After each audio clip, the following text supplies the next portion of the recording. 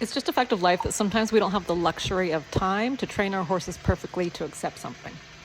But that doesn't mean we have to cause them a behavioral injury in the process. And behavioral injuries are exactly what they sound like. They're a permanent change to the horse's behavior as a result of experiencing something that they can't cope with or process. So something frightening or very stressful. Once horses incur behavioral injuries, they can be really challenging to overcome. So as horse people and trainers, we should be really mindful that we don't cause them in the first place. But then life happens. For example, my horse currently has some mystery condition that's causing him to sweat excessively, and no, it's not Cushing's. It suddenly got really hot here, and I wanted to clip his neck and chest so that he's not overheating. I've clipped him before, but I was fortunate enough to borrow these awesome big full body clippers from the woman where I board my horse.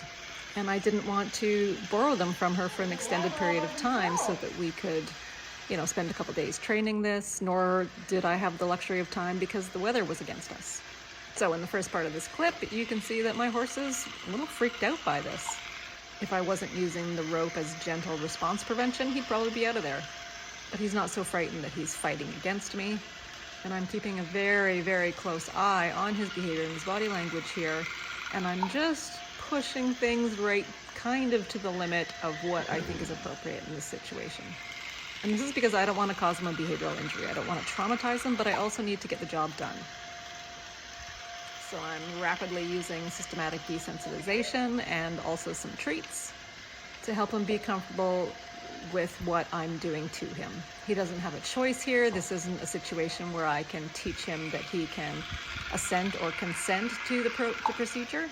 I just need to get it done. As trainers, this shouldn't be our day-to-day approach when teaching our horses to accept things, but you know what? Again, the luxury of time and the weather and the other factors, it's just what it is today.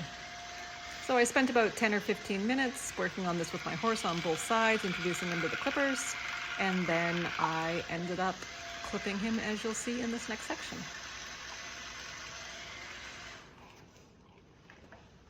You're so brave. You're so brave. Hey, mister.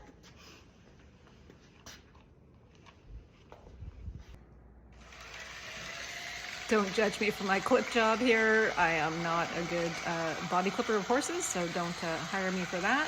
But as you can see, my horse is tolerating this quite nicely.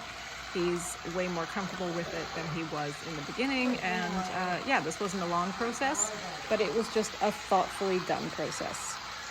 I generally tell people, unless you know how to help horses overcome behavioral injuries, it's generally not a good idea to do things with them that have the potential to cause them behavioral injuries in the first place. It takes time and experience to learn what an appropriate level of exposure is for that individual horse. And in this context, I mean appropriate in the way of that you're going to be able to get the job done, but you're not going to cause the horse a behavioral injury in the process.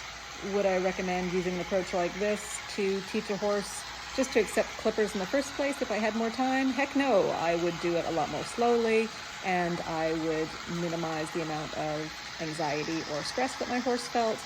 But that's life. Sometimes we don't have those luxuries.